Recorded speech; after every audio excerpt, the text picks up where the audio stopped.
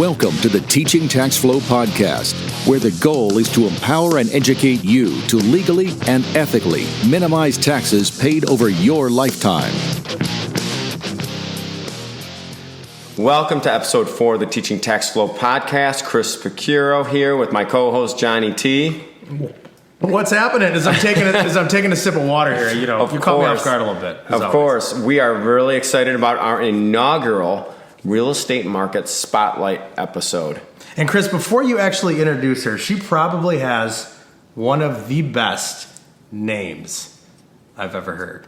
So we're basically going to talk about the real estate market, right? We are. So what's the one thing that everybody in that market wishes they had on the agent side and the buyer side? We talked about this on one of our previous episodes. When clients asked me questions, I said, I wish I had a crystal ball. But guess what?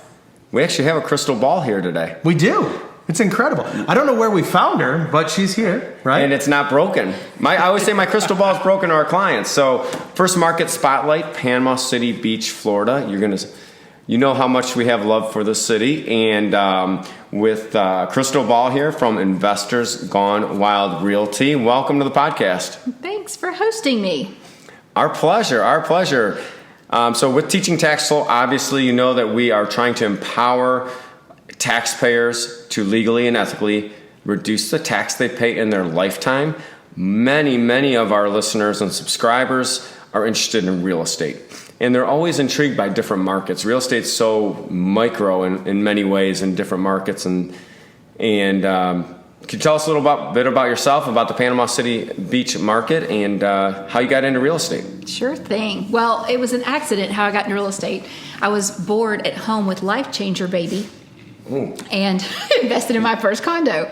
And I hired a very large property management company to manage it for me, and they were wanting to hire a sales manager. Well, with Life Changer Baby, I didn't want a management job again, so I just said, I'll do sales.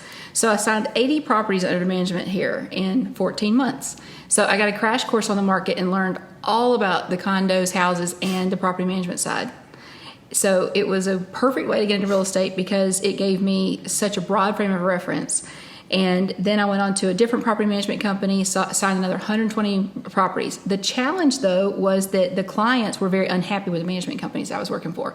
So being very ethically minded myself and very driven to solve problems, I started teaching people to manage their own properties, and I had a much higher success rate doing that. But knowing the market like I did, it was a lot of fun to get, and I moved here because these beaches are they're unparalleled. I traveled all over, dive master, and you just can't find anything like it here. So you're Crystal, a dive master. I know Johnny T's a mix master. I'm super intrigued with this. So obviously, we haven't known each other that long, right? So I kind of backing up. So my experience with the crystal ball, I just like saying that, right? The crystal ball. Kind of like the Ohio State. The crystal ball. I like my that. crystal ball says sold. What is so the only one I have is the one sitting next to me right now. That's the only crystal ball I have. So my experience with you as this mythical creature as the crystal ball. I remember getting off a flight. Coming in from Michigan. I think it was in February that I was down here in Panama City Beach. Get off the plane. I remember very vividly. I'm wearing jeans, boots, and a hoodie. Of course, sweating like crazy. Getting off the plane. And I remember getting in a vehicle with you, driving around town. I don't know, maybe 2 hours or so, looking at all these properties with you and Chris and one of your partners. I would have never guessed you've only been doing this for a short period of time. I would have thought you were born, raised, you had a family here, you probably went back 100 years. Maybe they were the founders of Panama City. You knew everything about this place. How in the world is that possible? Besides having a crystal ball. Clearly. Well, there is an advantage to that. But no, my cousin was a real estate broker in Alabama, so we grew up coming down to her property. She had been in real estate for years. I had learned a ton from her. So I was already familiar with the market. Plus, I spent 13 years in the convenience store industry, traveling all over the U.S. So the owners of all the express lane stores were my clients. So I came here a lot. They were not happy. I didn't come in the winter much, but I like the summer better. So funny spring how and fall, yeah. So I was down here a lot anyway. So I had a large frame of reference on the market to start with, but real estate is so different than just understanding. When you drive around a new neighborhood or a new area, you still do not understand it from a buying level. So working with the investors that I picked up right early on was how I learned how to buy property, because the investors taught me so much. so quick. So I was very fortunate to find some really savvy investors early on, and to find Chris on the tax side, which was totally life-changing, because we always, as investors, we always look for cash flow, but it's really more, especially as you get higher income, you have to understand that tax flow. And because I say it's like a hamster wheel, once you get off, once you get on, you cannot get off. That's what it is. Well, we'll be hitting you up for a testimonial very soon. But so, and thank you for that. What's drawing people to Panama City Beach and just the Emerald Coast, number one, just from people moving here and people spending their time and vacationing here? And then what are the things that advice you can give to someone that's looking for a vacation rental property, for instance? Sure. So the number one draw for me was the water, because you can travel all over the world, and I like to see what's about to eat me, even as a diver. So you can just, the visibility in our waters is amazing. So it rivals the Bahamas or Grand Cayman. So that's one of the big draws.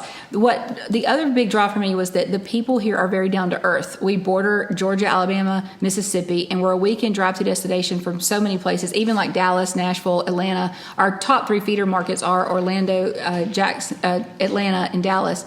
And so when people come in and out of this area, people like the ease of geography and getting here, and so that's one of the major draws.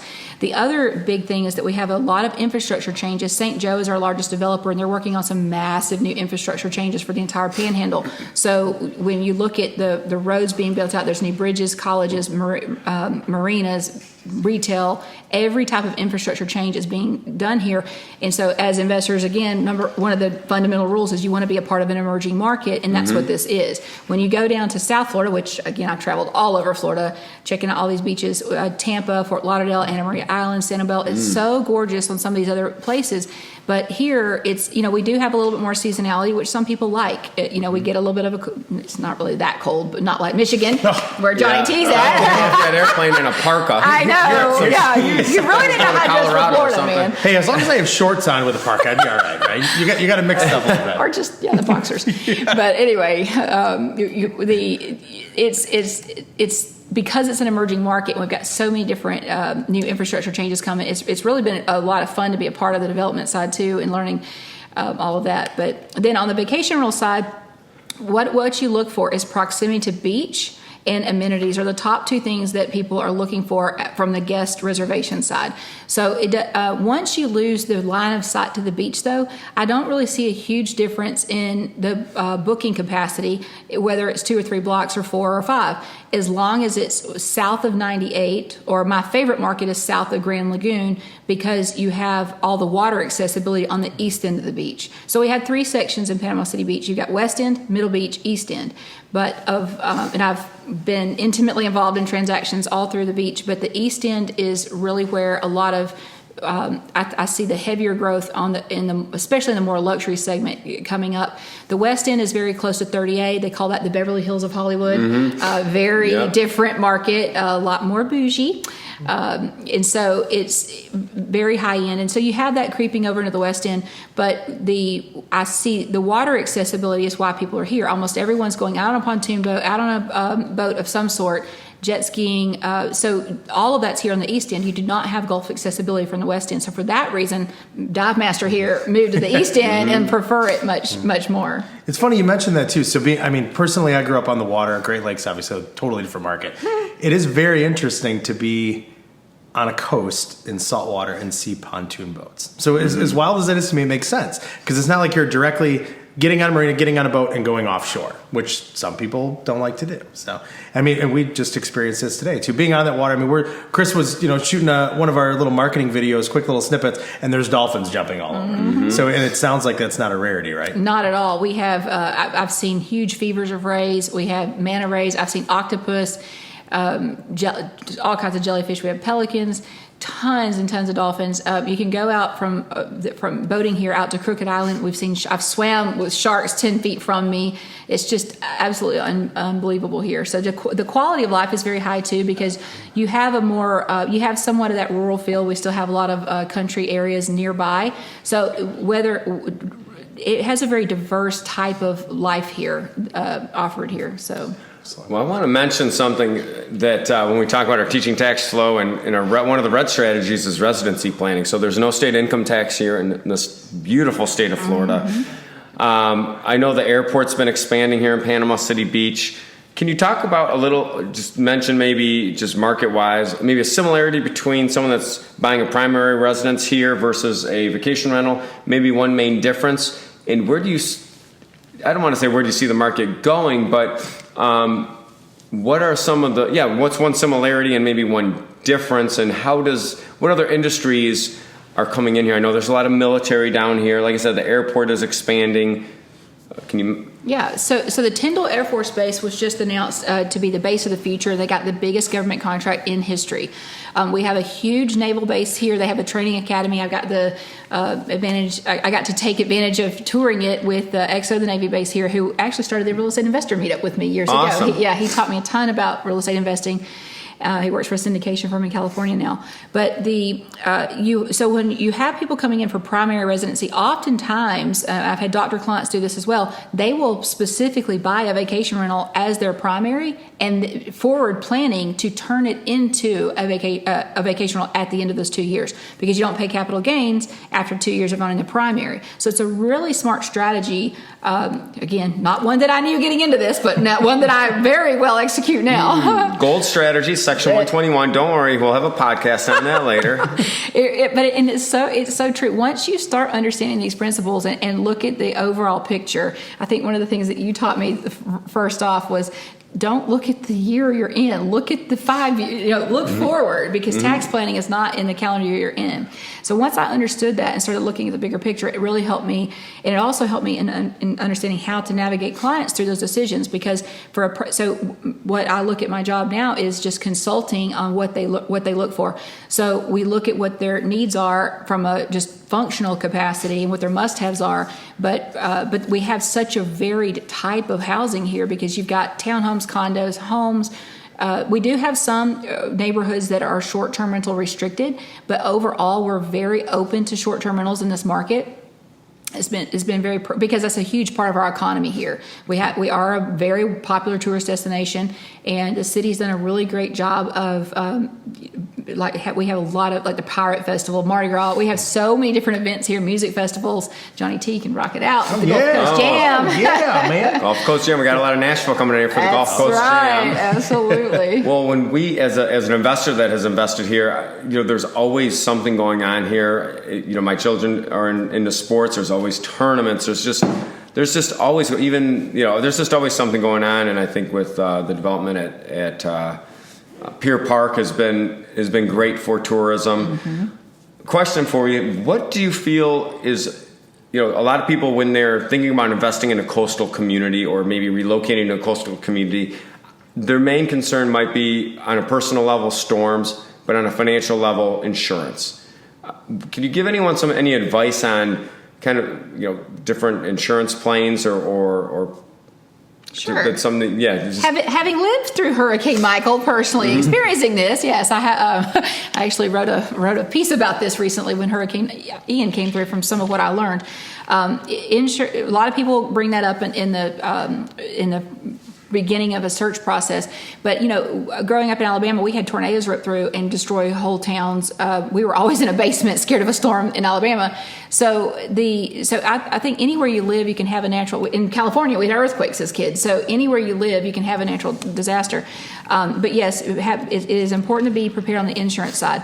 I have a directory of different insurers here, and it's very important to understand which flood zone you're in. X is the best. AE, a little bit more high risk. A is, you got to watch it, and it's mandatory to have flood insurance. So the state has implemented more regulations because of so many storms, but it's like with when we had the hurricane here, both our business and our home had some damage, and we ended up having to get a public adjuster because a lot of the insurance carriers will just, they offered me $1,400. I'm like, really? I can help navigate who to go to for what around here in light of that. But I think you're going to find that anywhere you go, there's fires and natural disasters and things that can be caused anywhere. But to me, it's a high quality of life for the and you just can't get these views or this lifestyle anywhere. The juice is worth the squeeze, Absolutely, right? exactly. And kind of what we talk about on almost every podcast is building your own personal board of directors and making sure that those people are in place in your life, and having that risk management piece is very important. So, and Chris, to that point too, it's almost, me and you obviously talk a lot about this, where it's for a business owner building up their own BOD. So that's your attorney, your accountant, et cetera, building up. But Crystal, it actually seems like you help your clients set that up here. Is that right? Absolutely. Yeah. I've never been one of these volume is not really my focus. It's more about the quality of the client I work with and the experience. I had a long-standing reputation in the convenience store industry I worked in. I like high service, and so we like to provide a lot of value to our clients. Not just I'm not just transactional in nature, because I become friends with these clients, and I've worked on 20 transactions with some clients, and so when you get to know them at that level, you better be doing something right. So I prefer that, though. It's a better. I enjoy my life better doing that. Yeah. So yeah, absolutely. In our private practice, we've got your friends become your clients become your friends. We're probably reversed, but that's just one of our sayings. Yeah. Well, this has been amazing. I'm so happy we picked a place that's near and dear to my heart in our inaugural spotlight for location spotlight, market spotlight. I know you have quite a following on social media. We'll have to have you in on another podcast about disrupting markets and kind of some cool stuff. But how can anyone that listens to this podcast follow you and learn more about Panama City Beach? Oh, you can Google Crystal Ball. I'm all over the internet now. And or just go to investshortterm.com or Investors Gone Wild Realty. We'll put that in the show notes. I'm sorry, I didn't mean to interrupt. We'll put that in the show notes, and we really appreciate it. We couldn't have a better guest to be our inaugural Market Spotlight person. Thank you very much. You guys. Absolutely. And thank you, everybody, again, for joining us for one of the Teaching Tax Flow podcasts. As we continue to build this, too, feel free to shoot us those questions, those topic ideas. Again, as Chris likes to mention as well, which has a lot of truth behind it, Teaching Tax Flow as a whole is built for you, not for us. So, yeah. Chris, you have absolutely. some closing notes? It's built for you. We're going to put this stuff in the show notes. Make sure you rate, review, subscribe, give us feedback. And thank you so much for listening. Absolutely. Thank you so much, Crystal. Absolutely. Have a good week, everybody.